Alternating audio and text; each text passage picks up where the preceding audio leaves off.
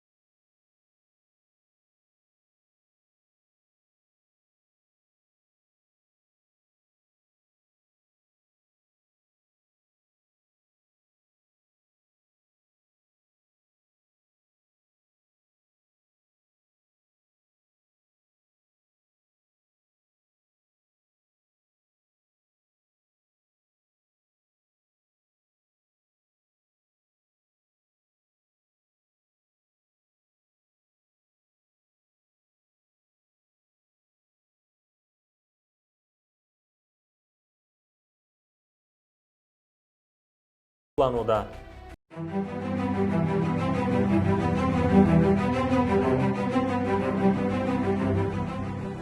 Korrupsiya менен күрөшүү бул бир жолку аракет эмес, бул туруктуу аракет болушу керек.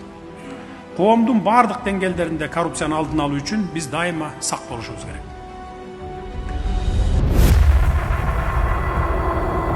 Коррупцияга каршы аеосуз күрөш уланат жана мындан ары дагы күчөтүлөт. Биз республика боюнча бардык ошол уюшкан кылмыштык топторго, коррупцияга, мыйзамдуулукту бузууга катышы бар мамлекеттик кызматкерлерди аныктап чыктык. Мамлекетибиз таза, мыйзамдуу, стабилдүү, тынчтык заманда жашаш керек. Өзүңүздөргө маалым болгондой эле менин Адыл Акжол уулу YouTube каналым аркылуу Ош шаарына чектеш жайгашкан Кара Суу районуна караштуу Төлөйкөн, Кызыл Кыштак, Папан айыл өкмөттөрүндөгү жер мафиясын ачыктап бергеним буга чейинки чыгарылыштарда айтылды. Аларга учурда мыйзам ченемдүү иштерди тийиштүү кызматтар жүргүзүп жатат. А мен болсо соңку 10 жыл аралыгында эл рызкысын талап жегендер менен согушуп жатам. Биздин команда мыйзамды, жер кодексин одоно бузуп, урмалап, жеке менчикке гектарлаган жерлерди берип жибергендердин бетин ачууну улантып жатат. Мен турган аймак Кара Суу районуна караштуу Нарыман айыл өкмөтүнүн Алимтөө деген айыл. Бул айылда мына өзүңүздөр көрүп тургандай кээде жер үзүш катары пайдаланып келет. Бул жалпысынан 40 сотик бул жер 2020 жылы $50.000 айыл өкмөт тарабынан сатылгандыгын азыр жергиликтүү тургун жаңы эле айтып берди, документтерин көргөздү бардыгын. Анын жанында бул жер Бул жер дагы ошол сугат жер катары пайдаланып келген, бирок 2019-жылы бул жерден дагы 3 чек катары адамдарга $7,000 сатылгандыгы айтылып жатат. Кагаздары бар экен. Азыркы учурда жердин биринчи ээси ээ болбой эле, азыр бул жерге башка адам ээлик кылып, өзүңүздөр көргөндөй топурактарды түшүрүп, бул жака таш түшүрүп, жакында курулуш баштоонун алдында турат экен. Бул колунда кызыл китепти кармап, Алимтөбө айылынан 18 сотук жерди сатып алган Шерзат Имадинов бүгүнкү күндө документтүү жерине ээ боло албай убара. Мен 2019-жылы Надыр Хасилов Надыр айыл өкмөт болуп иштеткен мезгилде ошо айыл өкмөттү жамбашта жүргөн бир бала бар. Сулиев Мурат дегенчи. Мурат эке деген бала бар. Ошолунан чек сатам деди, биросун сатам деди.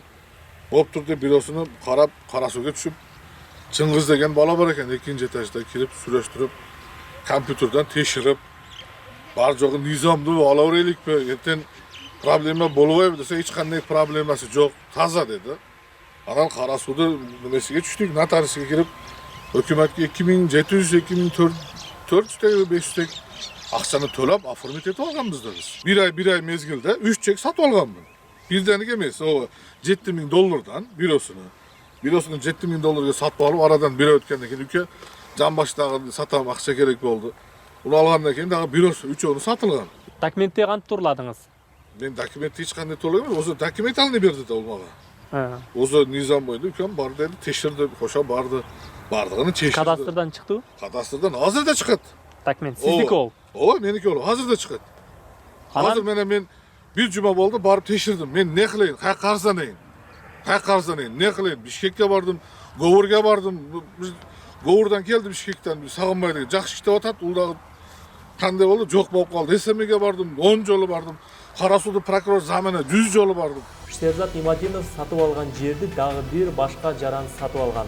Ал бүгүн күтүүсүз келип, Шерзат мырза жерге эйлик кылбай тургандыгын айтып, кызыл китебин көтөрүп келди. Биз турган аймактын биринчи ээси бул киши болуп атса, экинчи ээси бул кишинин балдары дагы сатып алган экен бул жерде. Азыр учурда бул жерге таштарды, шагылдарды, бул топурактарды сиздер түшүргөнсүздөр, э? Жок, мына эмекетин алып келди менде. Мына ташты да башка бирөө көчүп. Башка бирөө? Башка бирөөгө да сатып кетти. Ооба. Канчаганга сатып алып ушунда бир чек. Дедим, бала мынерди 2 жыл болду төлөгөн. Эмне кылат экен билбейбиз. Документиңизди көрсөтүп болобу? Документиңиз жер участогу болгон жеке менчик укук жөнүндө мамлекеттик акт деп атат. Бул жерде мынаны калып туруңуз. Жер участогу болгон жер менчигиңиз жөнүндөгү. Сизге жерди ким берип атат бул жерден? 30-декабрь күнү 2018-жылы Нариман айыл өкмөтүнүн 869 токтому болуп атат. Ошонун негизинде 2019-жылы октябрдын 29-да болуп атат. Жерди каттап атат сизге. Эми эмне болот эми? Жок деген акча кайтып берсин. Бир эле чек 3 адамга сатылып, колдон колго өтөт. Элдер өздөрү алган жеринин кызыл китебин жараттуу деп сезишет.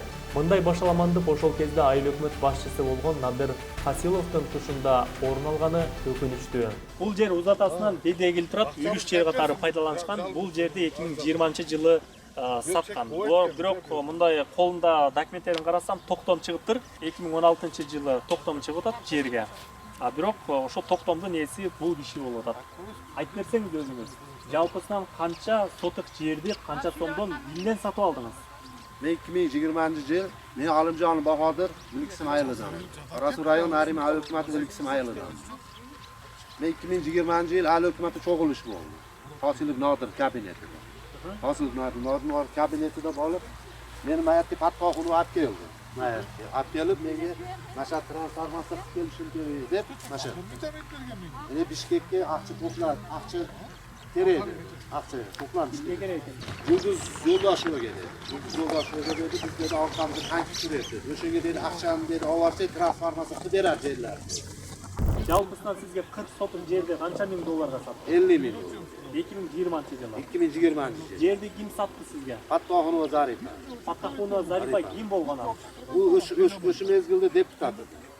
Nariman Aylı Kengeşi. Nariman Aylı hükümetinin 6. çakırış deputatı. 6-cı депутat. Ал тыйындарды кимге берип турган экен Бишкекке барып? Bishkekka borib Yo'ldoshevaga men uchradim. Orqamda tank turib, shu qilib beradi dedi. 10 kunda dokument keladi dedi. Shu bo'yicha kelgan ham yo'q, aqshamni ham bergan yo'q. Dokument ham kelgan yo'q.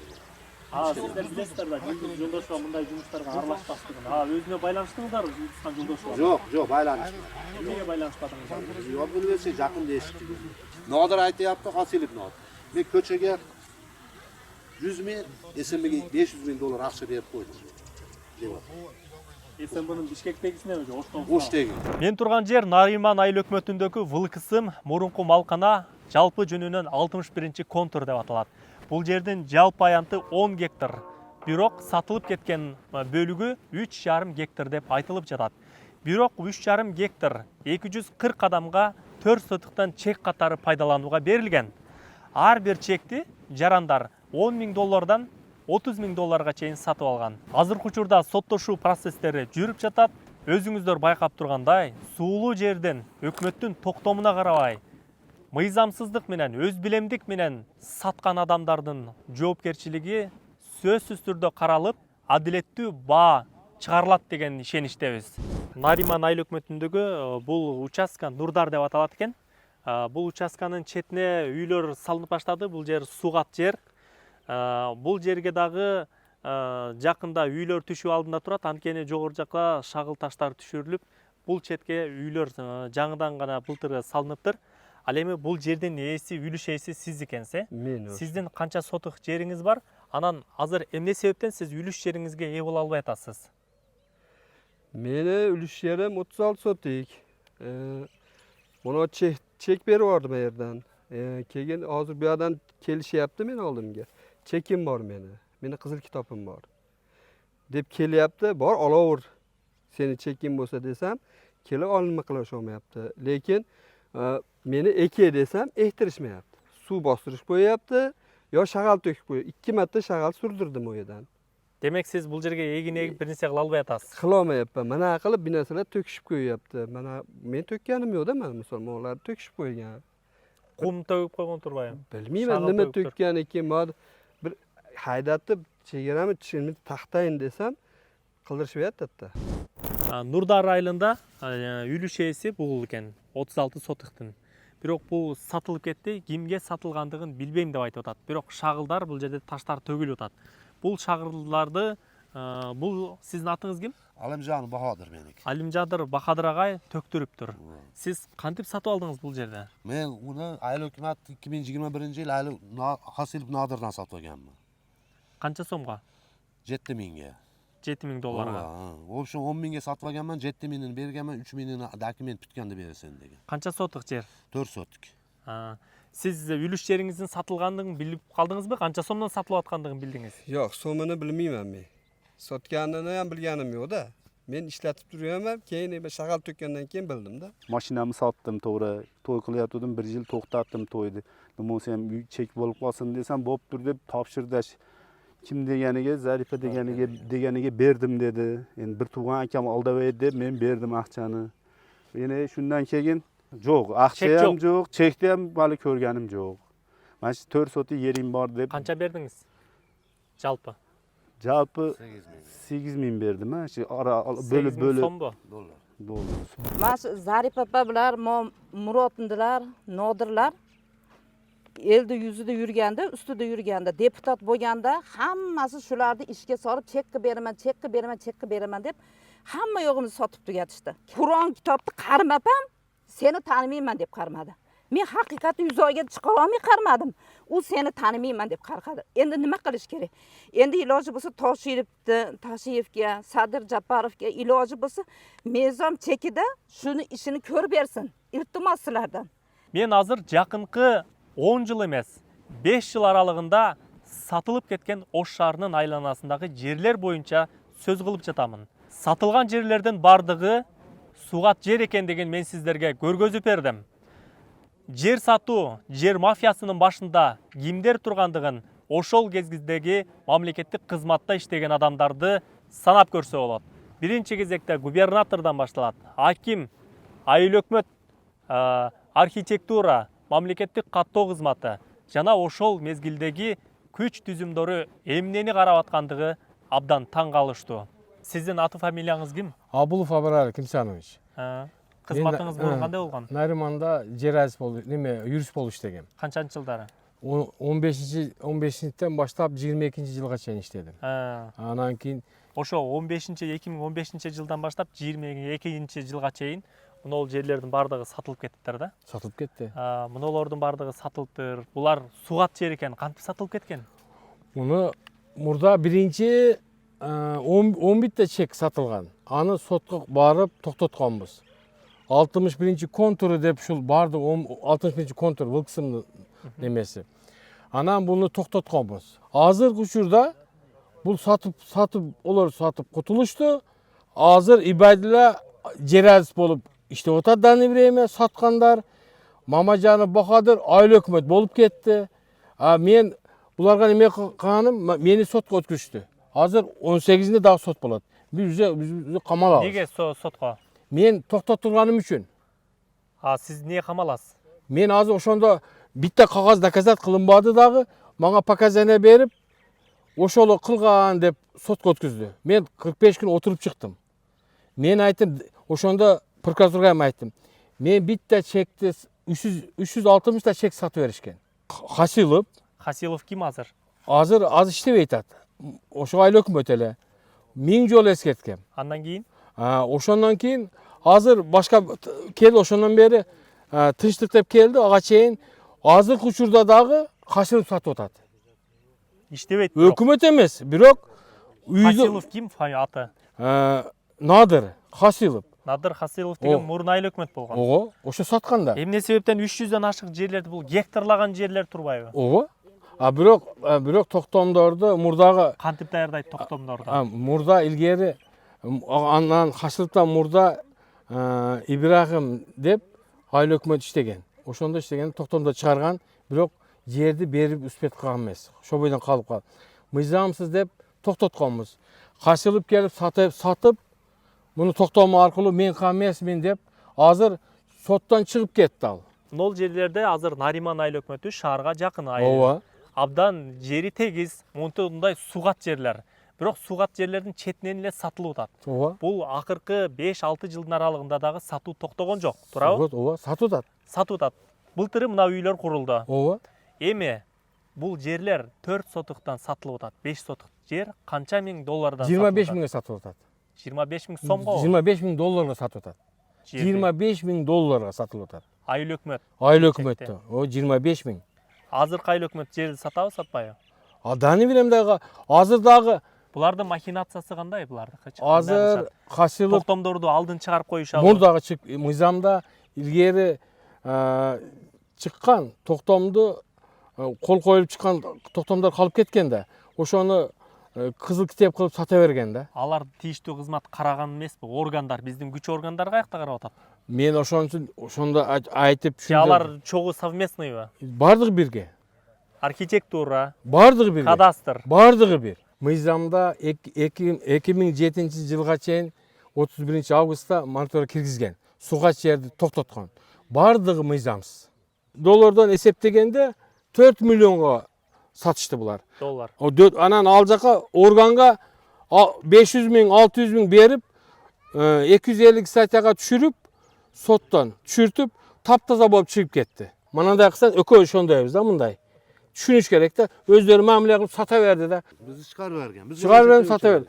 Эми сиздин сот процессиңиз эмне болот? Сизди мен камалам. 25тасы показания берип, битте кагазы жок, свидетели жок. Неге камаласыз? Мен крайнымын да, мен жертва кылып атат да мени. Ким? Эсенби? Гектарлаган сугат жерлерди $1 миллион баалаган чиновниктердин ишмердүүлүгүн карай келгенде күйбөгөн жериң гүл болот. Бирок бул жумуштардын бардыгын биз айтып көргөзүп жатабыз. Тийиштүү мамлекеттик кызматтын өкүлдөрү адилеттүүлүк менен бул жумуштардын аягына чекит коюп, жер мафиясын уюштургандарды, жер сатарларды, элдин мүлкүнө кол салган адамдарды камап жообун бериш керек. Бул азыр миңдеген адамдардын көөдөнүндөгү, көксөөсүндөгү маселе боюнча турат. Биз азыр Найырман айыл өкмөтүндөгү мурдагы айылдык кеңештин депутаты Фаттахунова Зарипа айымдын үйүнө келдик. Тилекке каршы эртең менен байланышканда баласы телефонун көтөргөн, бирок апасы үйүндө экендигин айткан. Бүгүн кеч кирди, биз үйүнө келсек эч ким чыккан жок, жооп берген жок. Тиги жактан камерасы көрүнүп турат, ал эми ичкерде болсо кадимки эле адамдар жүргөндүгү байкалат, бирок сыртка чыгып бизге эч ким жооп берген жок. Мен азыр Нариман айыл өкмөтүндөгү Нурдар айылындамын. Мен турган жер тегеретесинен корукталган. Мындай болуп, бул 3 ай мурун ушундай болуп туруп корукталды. Бул жердин жалпы аянты 1 гектар 90 сотук жер дейлейт экен. Жергиликтүү тургундар айтып жатат, бул жерде буга чейин суулуу жер болгон, кадимкидей эле айыл чарба багытында иштетип келгенбиз дейт. Бул ошо айыл аралык аэропортуна жакын жерде болгондуктан инфраструктура абдан жакшы. Нариман айыл өкмөтүндөгү эң кымбат чек деп бааланып атат. 4 сотук жерди элдер $60 000 баалап сатып алып жаткандыгын айтып атышат. 2020-yıl meni ayıl hükümetke çakırıştı. Nadir kabinetiga. Sizden Fattahunova Zaripa, Bazarbay Purkat, qolgan ko'psini familiyasini bilmayman. Ilhom, Abdurasul aka, Azim, Bahodir aka, o'shalar hamma deputatlar o'shada cho'g'ilib o'tirgan ekan. Bular endi aqcha to'plashgan ekan o'shada. Aqcha to'plab, Julduz Yo'ldoshevaga biz olib borishimiz kerak bu aqchani, yer nizomsiz bo'ladi deb o'sha mezgilda o'sha paytda hammasi guvoh bo'lib aqcha olishgan. Бул чыгарылышта Нариман айыл өкмөтүндөгү ВЛКС мурунку малкына 61-контурдагы 3 гектардан ашык жердин сатылышы боюнча айтып бердим. Ал жер суугат жер болгон.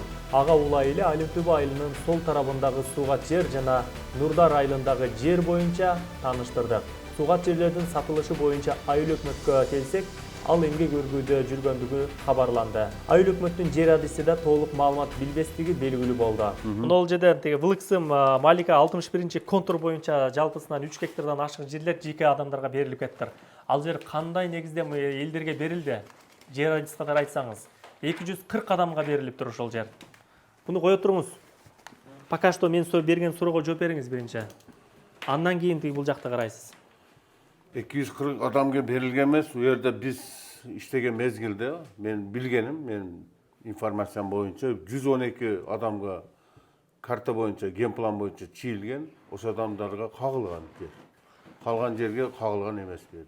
Жер адиси катары айтсаңыз, ал жер суугат жер экен. Элдерге тартылып берилди 5 жылдын аралыгында. Бирок мораторий бар, өкмөттүн токтому 2017-жылкы, 2007-жылкы адашпасам. Анан мыйзамдуу деп ойлойсузбу ошол суугат жерлердин үлүш жерге берилишине? Ол жерлер боюнча мынандай менин маалыматым боюнча, ошо равноценный жер деп туруп которулган. Сессиянын чечими менен, айыл өкмөттүн чечимдери менен которулуп, башка пландар иштелип, анан кийин жер берилген. Кийин анан кийин бул жерлерди багыты Гипроземден башка багыттагы жер деп чыккан, ошондон токтоп калды. Ал актыларды сиздер жасап берип атасыздар, өкмөттүн токтомдору менен, туурабы? Ана мына жерлерге документ кылганда эмне себептен жер берип атканда мына жылын жазбайсыздар?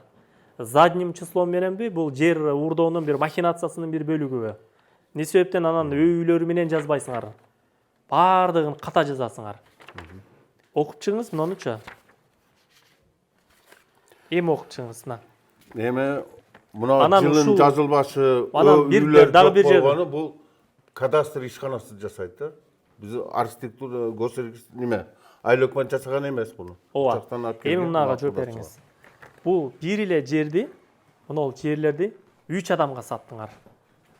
Бир эле жерлерди 2-3 адамга сатып, айыл өкмөттөн токтом чыгарып бере берген айыл өкмөт. Анан эмне себептен ушул нерселерге убагында контроль кылып атаңар? Эмне боло бере ушундай башаламандыкты жаратса? Мына документти карасаңыз, мисалчы, карап чыгыңыз. Бул маселелер эми каралып атат, ошон үчүн сот жүрүп атат, ошон үчүн текшерүү болуп атат. Мына кадастрдан текшергенде мына жер чыгат. Чыгат. А бирок бул документтин жараксыз деп айыл өкмөттөн кайра силер айтып атасыңар буларга. Сиз архитектура иштейт элеңиз. Ооба. Уже немени тартып, сиз өлчө бергенсиз. Архитектурада сиз иштейбиз. Демек биз азыр айтып аткан 200-300 гектарга сиз жоопту турбайсыздар. Ошо толтоп коюн. Бардыгы жок. 240 бул ошондо архитектура иштейт. Демек сизде маалыматыңыз жок эмес эле, анда маалыматыңыз бар. Мага жашырбай эле айта бериңиз. Количествону айтып атасыз. Ошо мезгилде тартылган, баары мыйзамдуу болгон, кийин текшерүү жүрүп, prokuratura tekşirgende mizamsız eкен деп тоқтатқыла деген тоқтаған. Ошо биз даже документтерди бергенбиз адамдар. Ошону Кейбир документ алып кеттик. Нурдар айылында ошол Ош аэропортуна кетип аткан жол 120 контур деп аталат экен. 1 гектар 90 сотук жер коркталып калды. Ал жер айтып атат 4 сотук жер 60 000 доллардан сатылып атат уже депчи. Айыл өкмөт катары ошол жер адиси катары эмне болгон жер, эмнеге коркталып калды? Ол жер менин билгенимче, мен сырттан билем, башка жерден которулуп келип, макулдашып курулушка уруксат болбогондуктан токтоп турат. 70 сотук жеринде сатылып аткан жөнүндө менде информация жок. Чыгып караңыздар анда. Сатылып кетпесин. Биз кайрадан келебиз бул маселеге.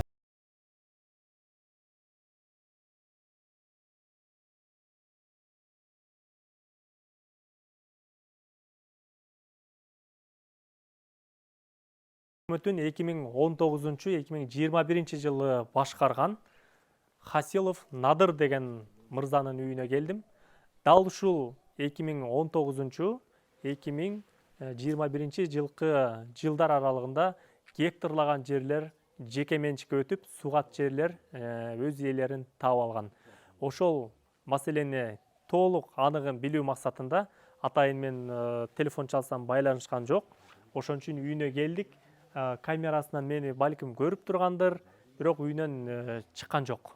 Биз айтып жаткан гектарлаган сугат жерлердин сатылышында дал ушул айыл өкмөт ошол мезгилде кызмат абалында турган. Бирок кантип сатты, эмненин негизинде сатты? Кантип элдерге пайдаланууга берилип калды сугат жер деген маселенин негизинде биз атайын өзүнөн укканы келгенбиз. Тилекке каршы эч байланышууга мүмкүнчүлүк болбой жатат. Ошол 2 гектар сугат жердин сатылышы боюнча кадастр мамлекеттик ишканасынан атайын мондай документтерди чыгарып берип атат. 6 сотуктан ар бир жери 30 000 доллардан сатылып аттыр. Кадастр мамлекеттик ишканасы жерди сатат. Маны карап коюңуз, айтып береңиз. Мында суроо берейинчи сизге. Сиз азыр аткаруучу мына жерде мамлекеттик ишкананын жетекчисисиз, ИО. Ооба. Мына жерден документ берип атканда эле эмне себептен жылын жазбайт? Так, буягын көрөлүчү кайсы жылда болгон экен. 2019 жылы. Мына 2019 жылы мына жактан печатын басып атат. Мына мамлекеттик ишканаларыңыздар печатын коюп, кадимкидеп подпись кетет. Мына колдорду коюп атат. Аким ошол негиздеги кызматкерлер, жетекчилер. Буларга бардыгын документтерин чыгарып берет. Бирок ошол жерлерде мыйзамсыз деп атат. Анан деги ошол жерден тек паспорт, архитектуранын кортундусу жок эле сиздер документ чыгарып берип коюп атпайсыздар бул кызыл китепте. Эмне себептен? Так, жер кодексинин негизинде отвод өзү госрегистрдин милдетине кирет. Архитектура госрегистр 4 казыкты кагып бергенден кийин гана ошол чектелген чектин ичиндеги стройкага жооп берет. Азыр мунун мыйзамдуу же мыйзамсыз берилгени дагы бул тууралуу дагы. Бул жерде стройка курулуп атпайбы? Жок, ошол тууралуу дагы картографиядан барып туруп маалымат алабыз да. Мына документтер өзү ушундай бериле берген туурабы? Мамлекеттик кадастр мекемесинин ишканасы өйлөрү жок, жылдарын жазбай, каалаган жерге печатын коюп ушинтип жазса боло береби? Кыргыз тилин орундуу пайдаланбайсыздар. Сиздерге эч ким текшере турган эч ким жок эмне? Эске алынат. Будан кийин. Караңыз, мындан караңыз, бүт ушундай да. Катада кыпкызыл жайнаган эле катада уят дейм ушундай да якын турлаган. Текшертебизби? Текшертебиз. Фотографияга барайлы. Азыр демек биздин сурообузга конкретный жооп бере албайсыз, тигил жакта картаны карап туруп жооп бересиз. Да, картография жооп берет. Давайте. Анда заданияларды бериңиз балдарга, даярдап берсин. Официальный запрос кылсаң, пожалуйста, берейли. Же бир кагаз менен келсең. Мен азыр эркин журналист катары 120 контур боюнча мен сизден маалымат ала албайм ошондо. Журналисттер маалымат ала албайбы? Билбейм, саңа чейин дагы, например, журналисттер келген, какой-то бир кагаз менен мынау боюнча деп туруп келишкен да. Ошондо биз маалымат бергенбиз. Мен кагазды кимден алам азыр? Эркин журналист болуп иштеп атсам, кагазды ким берет мага? Мен Кыргызстандын жараны катары, мен официалдуу ошол жерде иликтеп аткан адам катары арыздануучу тараптардын пикирлерин эске алып туруп, мен мамлекеттик ишканага сиздерден жардам сурап келип атпаймынбы? Картадан көрүп бериңиздер, жер кимге тиешелүү экен деп билип бериңиздер деп жардамга сураганы келип атпаймынбы? Ачыктап бериңиздер ошол нерсени деп. Bilbeyim men, ne деп жооп беришимчи, потому что мен өзүмө мио болуп отурам азыр. Азыр мен билбейм. Азыр бизге только официальный кайрылган адамдарга гана жооп беребиз. Сиз ИО болуп канчадан бери отурасыз? Январдан бери. Январдан бери ИО болуп отурасыз. Бирок мен берген суроолорго бирөөсүнө дагы жооп бере алган жоксузго? Ооба. Сиз мындай кылбайсызбы? 120 контур экен демек, тийиштүү бир кызматкерлерге дайындаңыз. 120 контурдун ээлери кимдер экен? Бир карап берип койгулачы, базадан десеңиз 5 мүнөттө карап берет го компьютерден. Адым оорчулугу барбы эми? Кимге катталган жер? Сатылып кеттиби?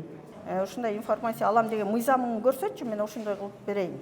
Эгерде тийиштүү адамдарга жооп бере турган учур келип калса, анда сиз өзүңүз жооп бересиз. Кадастр мамлекеттик мекемесинин Кара Суу району боюнча филиалдын башчысы Жамшитов Русланбек Батырович азыркы учурда жок экен, командировка кеткендигине байланыштуу. Анын милдетин аткаруучу суроолорубузга так жооп бере алган жок, тилекке каршы өзүмдө маалымат жок экен. Андан тышкары мен айта кетейин, ушул жер сатууга байланыштуу район аймагындагы ушул кадастр мамлекеттик мекемесинин ишканасы, архитектура, айыл өкмөттөр ошол кезде бул акыркы 10 жылдыкты ала келгенде ушул жер сатууга байланышкан окуяларды бул адамдарды иликтеш керек тийиштүү органдар. Бул жерден Үсенов бул киши 2012 жылдан 2015 жылга чейин жетектептир. Андан сырткары Суранов Шабданбек дейт. 2015 жылдан 2019 жылга чейин жетектеп атат. Дал ушул инсандарды суракка алыш керек. Кандай негизде сугат жерлерди документ чыгарып, анын сатылышына, анын тийиштүү документ иш кагаздарынын туураланып, даярдалып берилишине дал ушул адамдар жооп бериши керек, мыйзам ченемдүү. Паттахунова Зарипа Рахманалиева деген экен.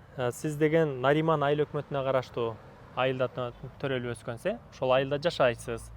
Анан айтып берсеңиз, сиз кайсыл кооперативди жетектегенсиз Нариман айыл өкмөтүндөгү?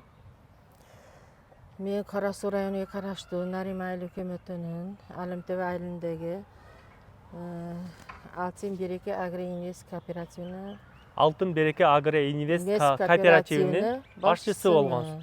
Ооба, азыркы учурда деле башчысыз кооператив. Азыркы учурда пенсиядамын. Пенсиядасыз. Бирок канча жыл башкардыңыз? 40 жыл башкардым.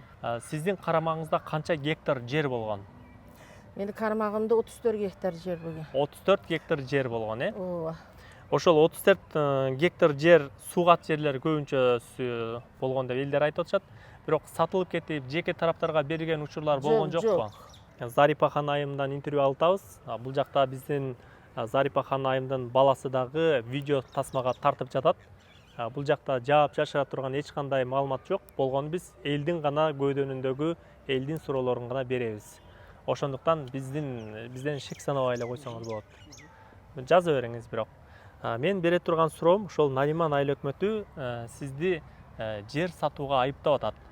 Мисалы, мына факт түрүндө айта кетейин, Алымтөө айылындагы ошол 6 сотуктан сатылган жерлер бар экен да, ошол чек боюнча айтып койсоңуз.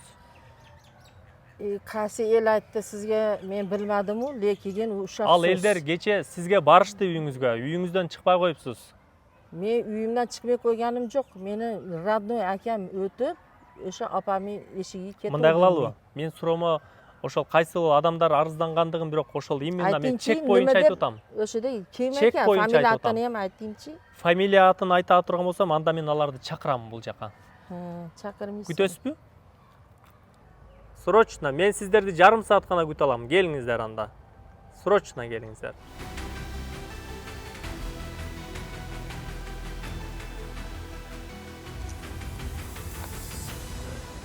Сен мени не тартасың?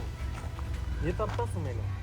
Ошо жарым саат деди, жарым саатта келсин. Жок, сен мени эмне тартасың? Мен бирөө менен личный делом тартасың, сен. Сиз апаңыз менен интервью алып атканда ошондой тартыңыз. Өчүп коймун аркач. Личный характердерин көрсөтүңүз. Сиз өзүңүздүн суранычыңыз боюнча мен жарым саат күттүм эле, тиги адамдар келсе. 10 мүнөттө күтүп койсоңуз болмок. 10 мүнөттө эч нерсени чечпейт болчу. Мен эми суроолорду бере берейин. Эл отурупту, адам отурупту. Түшүндүм, ооба. Алымтөө айылындагы жолдун сол тарабына кире бериштеги сугат жерлердин сатылып кетишине ушул сизди айыптап атышат. Сиз адамдардан 30 000 доллар, 20 000 доллардан, 6 000 доллардан алып жерди саткан деп айтып жатышат. Анан жер бир эле адамга эмес, бир нече адамга сатылып кеткендигин дагы биз көзүбүз менен көрүп, ал жака документациялар даярдалып калгандыгын көрүп атабыз. Бирок ошол жерлердин баардыгын баштапкы адамы катары, ошол жердин ортомчулары катары ушул Зарипа хан ошол жерди көргөздү эле, ушул аял көргөзүп, биз ушунча миңди бердим эле деп айтып атышат да. Элдин айтымына караганда, сиздин жообуңуз кандай буга? Endi el aytdi deyapsiz, lekin bu uşaq söz. Аты фамилиясын дагы айттым ошо элдердин азырчы. O'sha elder, asha siz aytayotgan Alimjanov Bahodir deyapsiz hozir. Ular bilan bir aloqam ham yo'q, boshqa nimam ham yo'q. U uşaq so'z qilib, qanday so'zlarni so'ylab juradi ekan. To'g'rimi? Men u yerlarga yo hukumat emasman, yo yer adis emasman. Borib olib turib, tortib turib, mosenga degani meni haqqim yo'q ekan. Men bitta qarapay elman. Ооба, ошол Talada ishlagan жер мафиясына сизди аралаштырып атат. Анткени сиз кооперативди 20-40 жыл жетектедим деп атасыз. Ошол 40 жыл кооперативдин жетекчиси болуп, айыл өкмөттөрү менен биригип алып деп атат. Ошол жерлерди көргөзүп, ошол бош турган жерлерди көргөзүп, ошол өкмөттөн токтом чыгарып берет элем трансформацияга деп элден акча жыйып, анан Жылдызхан Жолдошовго алып барат элем деп сүрөткө түшкөндөрүңүздү элдер көргөзүп жатышат сүрөттөрүн. Endi uka quloq solib turing. Birinchidan Yıldız Jo'ldoshovani aralashtirgan odam ahmoq ekan. Kim qilib, kim dokumentini jasab, kim qilib, kim sotsa o'zi kalasi bilan javob bersin. Birinchidan, ikkinchidan men u yerga o'xshab aralashgan emasman. Азыр ошол боюнча сот процесс болуп, кайсыл этапка келди? Сиз утуп чыктыңызбы же акталып чыктыңызбы? Кандай болду? Prosess ketib atат. Азыркы учурда. Hozir uchurda ketib atат. Сот азыр сиздин күнөөлүү же күнөөсүз экениңизди аныктай элек да. Бирок буга чейин сиз жер маселесине байланышып жатып чыгыпсыз го. Камалып чыгыпсыз го. Endi bu Эмнеге камалып чыктыңыз?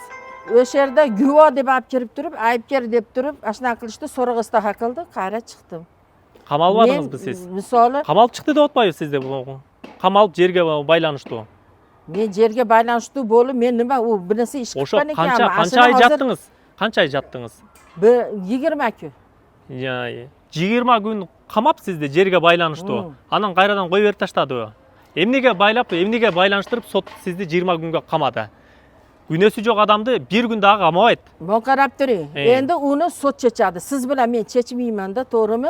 Endi ashuni oqta bering, boshqa qiling deb turib aytyapsiz. Meni u yerda qo'lim bo'lmasa, binesam bo'lmasa, Жооп берип койсоңуз, эмне себептен камалдыңыз эле?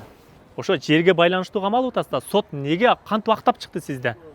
Кантип актап чыкты сот? Meni guvoh deb olib kelgan. U yog'ini bilmayman. Bez advokat, bez nechivo, men tolach xotdim, bordim. Guvoh deb turib olib keldi, ashuna bo'ldi. U yog'ini tushunmayman. 20 kun камап туруп чыгарды. U yog'ini tushunmayman. Каякта камалдыңыз? Оштобу, Кара Суудабы, каякта? Sizga men tergovchimisiz, siz uka menga? Men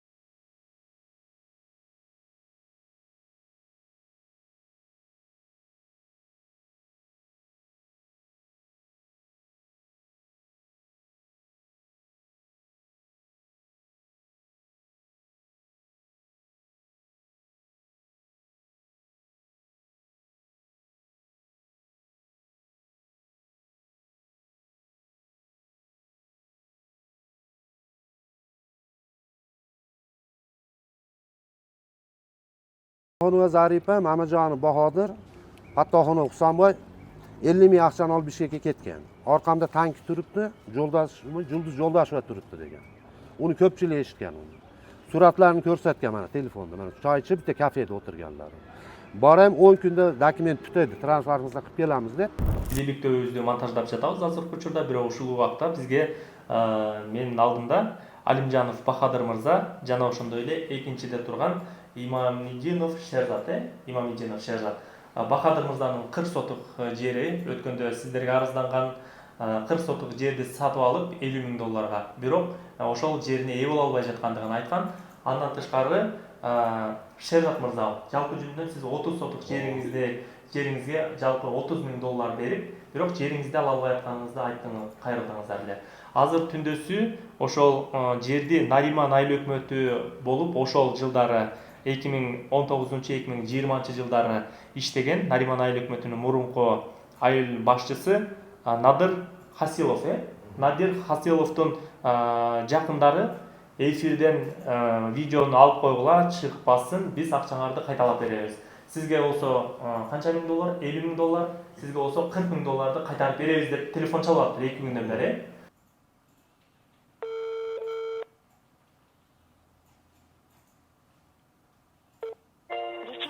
Абонент азыркы учурда жооп бербей жатат. Бир аздан кийин кайра чалат. Телефонуңузду бериңиз. Көрүүчүлөр, ушул жерден факт түрүндө айта кетейин. Сулиев Мурат деген буга чейинки Нариман айыл өкмөтүнүн башчысы бул жактар айтып атат. Азыр ошонун жардамчысы деп атат. Кашөлөгө болчу, жер алганда ортомчу болуп жүргөн деп атат. Бирок ал адамдар менен азыр сүйлөшкөндөрүн уктум. Мына.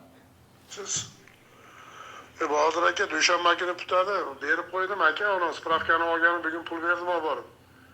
Dushanbagacha sabr qilib turing, men bir edim, men chiqdimda aka. Aytayapman o'zim ishlarim yaxshi emas deb sizga kecha tushuntirdimmi? Ertamangi soat 10 gacha kutib turing. Banklar ochilguncha aka. Men dollar bo'yicha olishim kerak aka, dollar olishim kerak. Dollar olib, sizga ham dollar berishim kerak. Pulni keyin men birovga atvetim bor, berishim kerak bir oydan keyin. O'zim amakim bolasini olganman, ashundan yeriydi. Sotib yamini berdim birovga. Yamini sizga bersam hozir dollar bo'yicha olishim kerak. Ertaga men uni so'm olib sizga so'm berayotgan dollar tushib ketib, say mahvob yaxshi. Ko'tarilib ketsa men ertaga unga dollar to'lashim kerak. Men sizga ham dollar berishim kerak. Hozir valyutaga bordik chiqib, yo'q ichida pul. Ertaman dollar qilib bering deb hozir chiqib keldim aka. Kitobni olib. Sabr qilib turing, ertaman soat 10 gacha. Kitobim o'zimga berdi aka. Мына урматтуу көрүүчүлөр, көрдүңүздөр, бул сүйлөшкөн перепискалары бул өткөн жылдын 11 март 11 марттан 17 мартка чейин каралган экен. Анда Сулиев Мурат мырза деп жазылып турат. Ушул үндүн ээси акчаңарды кайтарып берем, күтүп тургула. Мен доллар бар, силерге доллар боюнча кайтарышым керек. Азыр доллар жок экен кассада деген сөздөр бар экен. Бирок булар көп перепискаларды ушинтип жазышыптыр. Бирок тилекке каршы быйыл перепискалардын мынтип бири-бирине жазган перепискалар өчүрүлүп калыптыр. Себеби дегенде сөгүшүп калган жайлары дагы бар экен. Андан кийин эле Сулиев Мурат бул кишини тааныбайм деп чыгыптыр. Кимсиң деп атат мына. Assalomu alaykum. Kim bu? Zvont qilyapsiz. Kimsiz aka? Kim kerak? Atingizni aytib yozmaysizmi yo militsiyanmisiz? Tanimaganlar nomerdan cholib bespakot qilaverasiz ekan odamlarni. Assalomu alaykum. Мына көрдүңүздөр, демек сүйлөшүп жүргөн адамын үнүнөн дагы тааныбай калыптыр. Ошол эле үн. Бул жерде бир өзгөчө, бир иликтей турган бир мандем бар экен. Биз бул жолу 10 жыл аралыгындагы жерге байланыштуу маселе боюнча элдин үнүн жеткирдик.